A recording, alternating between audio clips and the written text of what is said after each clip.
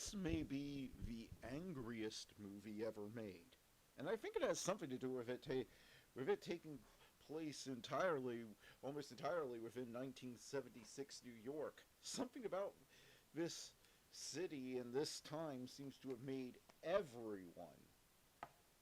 everyone want to just lose it and just commit vehicular homicide or worse. It's not just the villains who are angry in this movie. I mean it.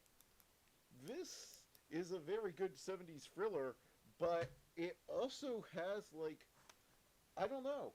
I took away a certain cheese factor from it because, good night, everyone's anger starts at 11.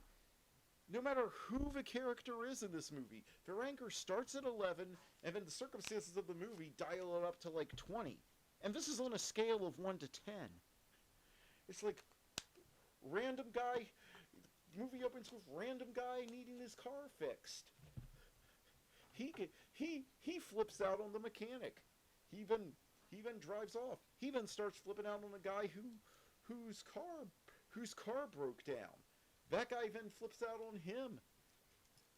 This guy calls him a dirty German. That guy calls him a dirty Jew. Then the other guy calls him a Nazi. Then they get into the boat. Then they get into like this I don't know, the most brutal chase since the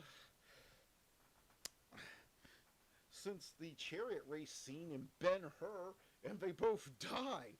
And screaming at each other screaming angry obscenities at each other the whole way.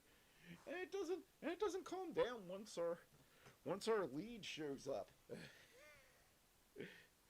Dustin Hoffman plays a college student whose hobby is running marathons, and he's practicing to run a marathon, and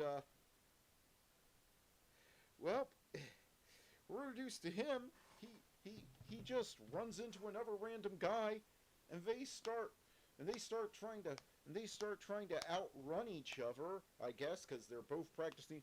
I guess they're both practicing for the same marathon, and then they both just start giving each other the finger, and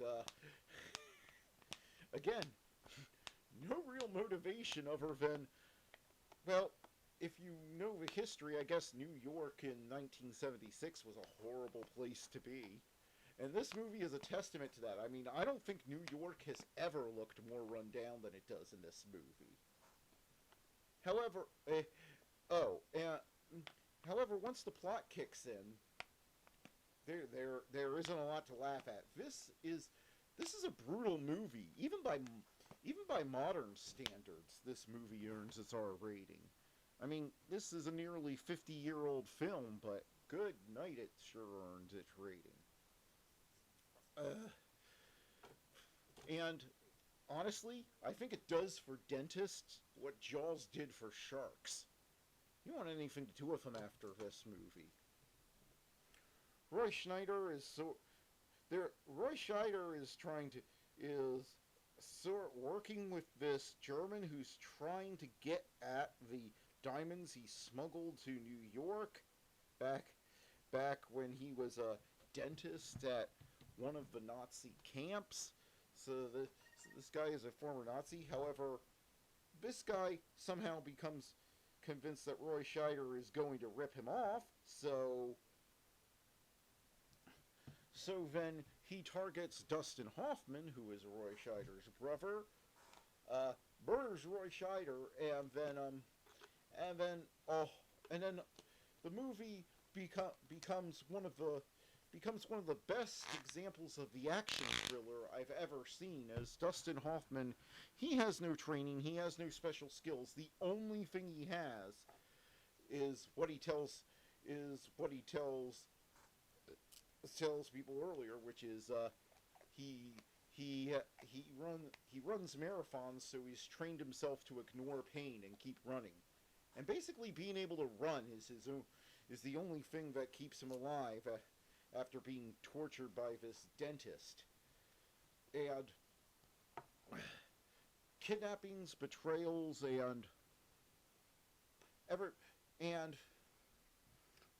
and a back and forth follows, and yeah, this movie is violent. I didn't see it getting this violent, but it did. And once it's all done, most most of the characters are dead,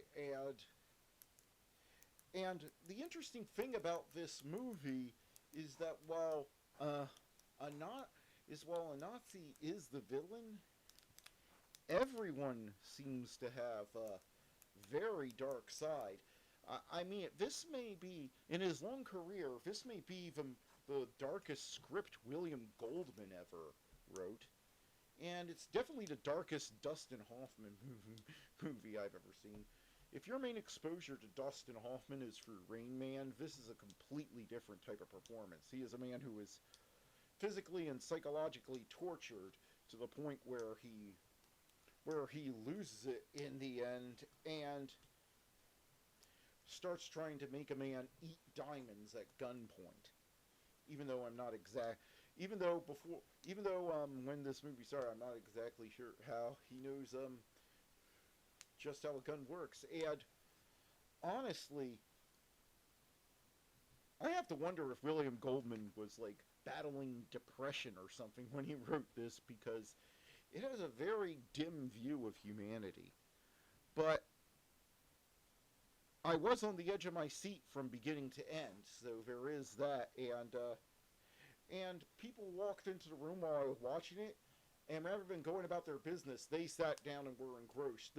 This movie is insanely well shot, and and the atmosphere, and it's just dripping with atmosphere, and everything builds up to a climax that you really don't see coming, and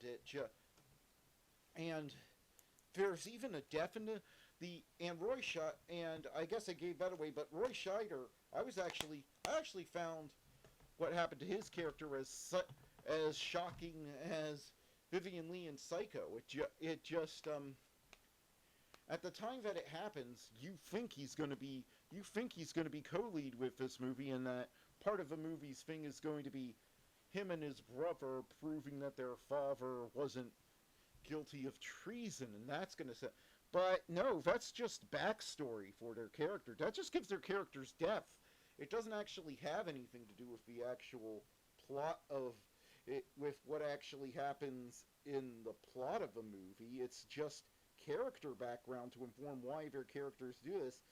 And Laurence Olivier, this is one of his strongest performances. I mean, good night.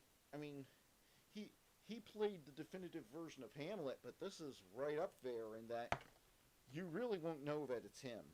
So, yeah, this is this is another 70s classic I've discovered, and I don't know, Netflix is just getting a lot of these 70s classics, so I say enjoy them while they're there, because this is this is so refreshing compared to what we've been getting from Hollywood lately. So, yeah, Marathon Man is definitely an easy recommend. Stream it and enjoy, because if you like dark 70s action thrillers where with a man on the run who really has only his wits to survive, this is the movie for you. Well, thank you.